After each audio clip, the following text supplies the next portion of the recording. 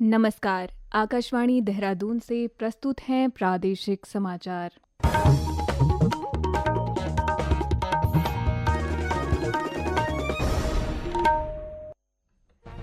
पहले मुख्य समाचार।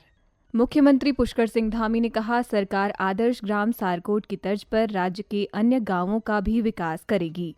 मुख्य सचिव आनंद बर्धन ने सभी जिला और उप जिला अस्पतालों को आवश्यक सुविधाओं से संतृप्त करने के निर्देश दिए।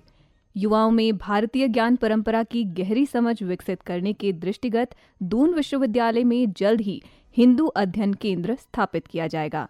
और प्रधानमंत्री नरेंद्र मोदी कल उत्तर प्रदेश के वाराणसी से पीएम किसान सम्मान निधि योजना की 20वीं किस्त जारी करेंगे।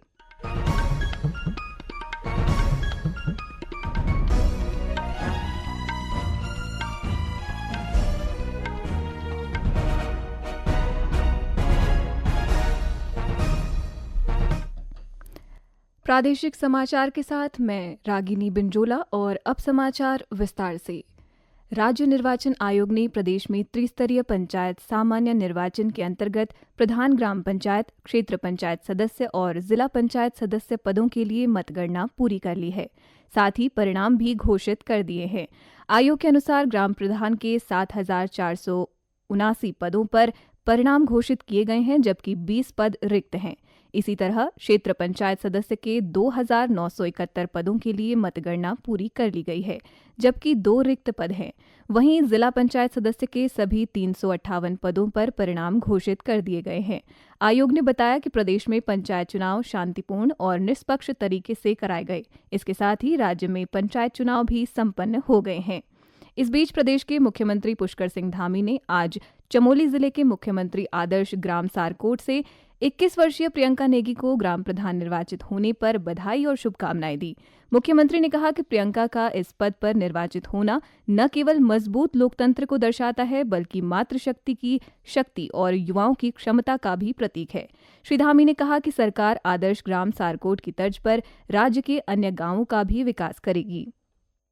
बहुत बधाई, शुभकामनाएं। बहुत अच्छा लगा रिजल्ट देखा अभी कल आपका। जी सर, धन्यवाद सर। चलिए, बहुत अच्छा बनाना है सारकोट को हम लोगों को, है ना। हाँ जी सर। और हमने उस गांव को पूरे उत्तराखंड का मॉडल गांव के रूप में चुना है। ऐसे जो सारकोट जैसे गांव हैं, मैं चाहता हूं कि उत्तराखंड के सारे गांव बने।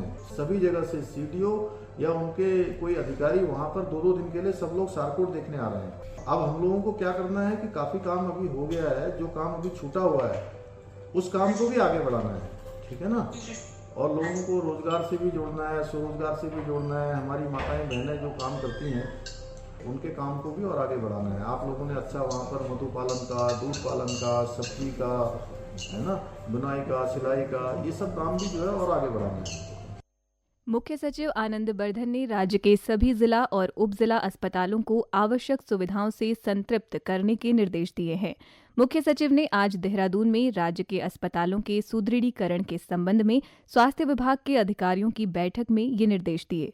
उन्होंने अस्पतालों में बाल रोग विशेषज्ञों के साथ ही सर्जन, स्त्री रोग विशेषज्ञों, हड्डी रोग विशेषज्ञों और रेडियोलॉजिस्ट की उपलब्धता सुनिश्चित करने पर बल दिया। उन्होंने कहा कि अस्पतालों में एनआईसीयू, एसएनसीयू और पीआईसीयू जैसी आवश्यक सुविधाएं अनिवार्य रूप से उपलब्ध कराई जाएं। मुख्य सचिव ने कहा कि राज्य भर के ऐसे सामुदायिक स्वास्थ्य केंद्र जहां मरीजों की संख्या अधिक है या जो राज्य के दूरस्थ क्षेत्रों में स्वास्थ्य सेवाओं के लिए अत्यंत महत्वपूर्ण हैं, उन्हें भी न्यूनतम आवश्यक चिकित्सा सुविधाओं से संतृप्त किया जाए। इसके साथ ही रेडियोलॉजिस्ट और तकनीशियनों की उपलब्धता भी सुनिश्चित की जाए। बैठक में स्वास्थ्य सचिव डॉक्टर आर राजेश कुमार ने कहा कि स्वास्थ्य सुविधाओं को बेहतर बनाने के लिए निरंतर प्रयास किए जा रहे हैं। ये समाचार आकाशवाणी के देहरादून केंद्र से प्रसारित किए जा रहे हैं।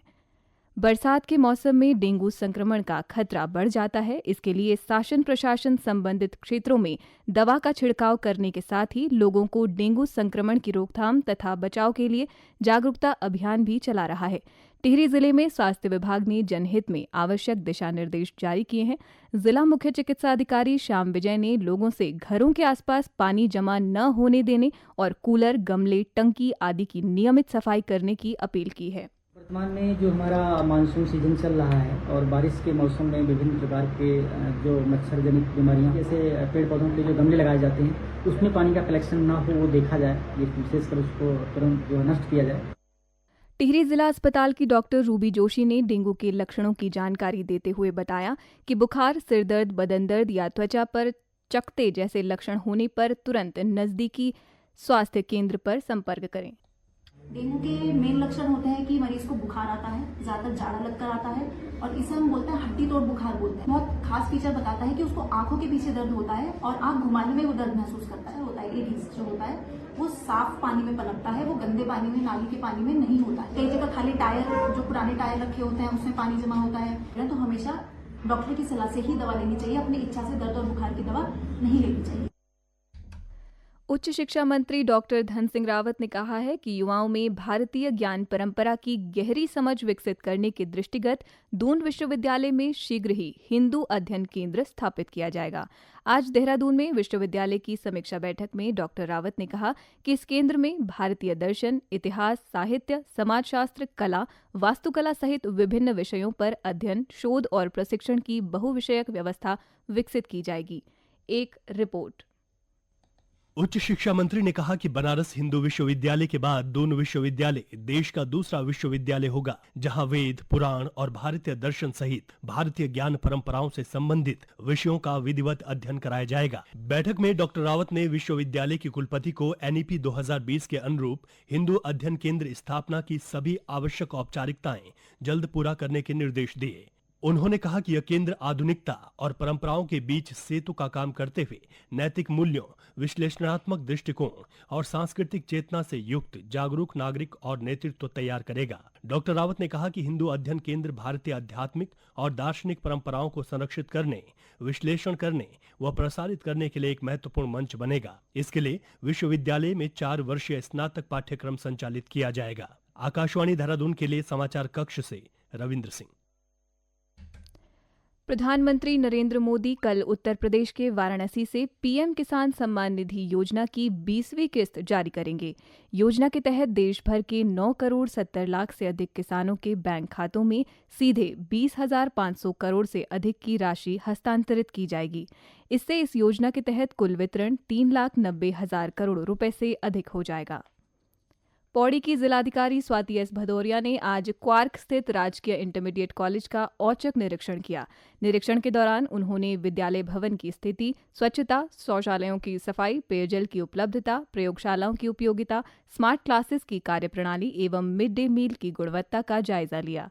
जिलाधिकारी ने छात्रों से संवाद करते हुए उनके शैक्षिक लक्ष्यों और भविष्य की योजनाओं के बारे में जानकारी प्राप्त की। शिक्षकों से बातचीत कर उन्होंने शिक्षण की गुणवत्ता, पाठ्य सामग्री गतिविधियों में सहभागिता और छात्रों की प्रगति रिपोर्ट का अवलोकन किया। जिलाधिकारी ने विद्यालय में खेल गतिविधियों को बढ़ावा देने, प्रयोगशालाओं के प्रभावी उपयोग और सौंदर्यीकरण पर विशेष ध्यान देने के निर्देश दिए। मौसम विभाग ने 5 अगस्त तक राज्य के बारिश का पूर्वानुमान जारी किया है। विभाग ने आज देहरादून, टिहरी, पौड़ी, नैनीताल और बागेश्वर जिलों में तेज बारिश का येलो अलर्ट जारी किया है, जबकि शेष जिलों में हल्की से मध्यम बारिश की संभावना है। ये स्थिति कल भी बनी रहेगी। आज राजधानी देहरादून में बादल छाए हुए हैं और रुक रुक कर हल्की बूंदाबांदी हो रही है। और अब संक्षिप्त समाचार। हरिद्वार पुलिस ने ऑपरेशन कालनेमी के तहत धर्म की आड़ में ढोंग करने वाले 72 फर्जी बाबाओं के खिलाफ सख्त कार्रवाई की। ये लोग जादू टोने के नाम पर लोगों को गुमराह कर रहे थे। पुलिस शहरी और ग्रामीण इलाकों में ठगी करने वालों की पहचान कर कानूनी कार्रवाई कर रही है, जो आगे भी जारी रहेगी। उत्तराखंड पुलिस और अग्निशमन सेवा के जवानों ने अमेरिका के बर्मिंघम में आयोजित world police and fire game 2025 में शानदार प्रदर्शन करते हुए कुल 22 पदक जीते, जिनमें 6 स्वर्ण, 12 रजत और 4 कांस्य पदक शामिल हैं। अंत में मुख्य समाचार एक बार फिर। मुख्यमंत्री पुष्कर सिंह धामी ने कहा, सरकार आदर्श ग्राम सारकोट की तर्ज पर राज्य के अन्य गांवों का भी विकास करेगी। मुख्य सचिव आनंद बर्धन ने सभी जिला और उपजिला अस्पतालों को आवश्यक सुविधाओं से संतृप्त करने के निर्देश दिए। युवाओं में भारतीय ज्ञान परंपरा की गहरी समझ विकसित करने के दृष्टिगत दून विश्वविद्यालय में जल्द ही हिंदू अध्ययन केंद्र स्थापित किया जाएगा। और प्रधानमंत्री नरेंद्र मोदी कल उत्तर प्रदेश के वाराणसी से पीएम किसान सम्मान निधि योजना की 20वीं किस्त जारी करेंगे। इसके साथ ही प्रादेशिक समाचारों का ये अंक समाप्त हुआ। नमस्कार।